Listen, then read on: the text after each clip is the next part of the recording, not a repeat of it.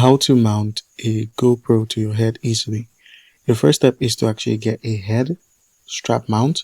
So you're going to need a GoPro head strap or a compatible head mount that is an elastic strap and a quick release mount.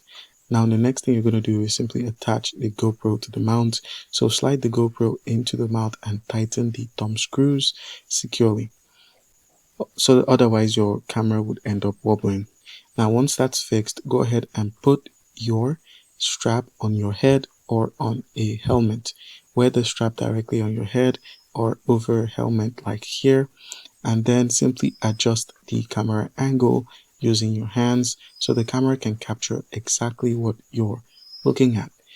And please make sure to test this before you begin recording.